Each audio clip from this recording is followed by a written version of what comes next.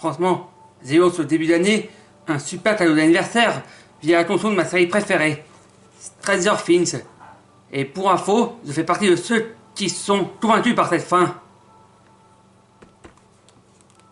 À ce propos, je me sens obligé de vous parler d'un point que j'ai prédit à l'avance concernant cette saison finale. Près d'un an avant sa diffusion, Netflix a dévoilé les titres des épisodes, et l'un d'eux a particulièrement attiré mon attention. Il s'agit du 6e, Escape from Camazotz. En voyant ce titre, j'ai immédiatement dû penser au roman Un raccourci dans le temps de Madeleine L'Ande. Ce bouquin ne vous dit probablement rien, et pourtant, il y a un statut culte aux États-Unis. Moi, pour ma part, je l'ai découvert en 2018, lorsque son adaptation en film, avec en tête d'affiche Ma sœur Storm Reed, est sortie dans les salles françaises. J'avais alors dévoré le bouquin en 3 jours seulement, avant de voir le film en salle.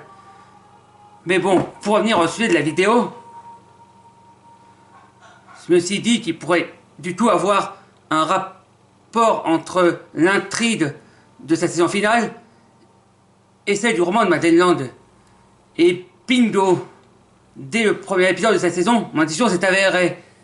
Car non seulement on montre Holly, la sœur de Mike, en train de lire le roman Un raccourci dans le temps, mais en plus on apprend qu'elle a interagi avec un certain Monsieur Quiproquo, soit le même nom que l'une des 3 dames qui aide Meg Murray à retrouver son père.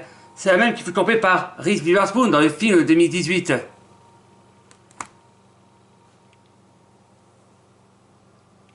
Revenons maintenant à Camazotz. Dans le roman, il s'agit d'une planète sur laquelle règne l'entité maléfique nommée le Sa, et où le père de Meg est emprisonné.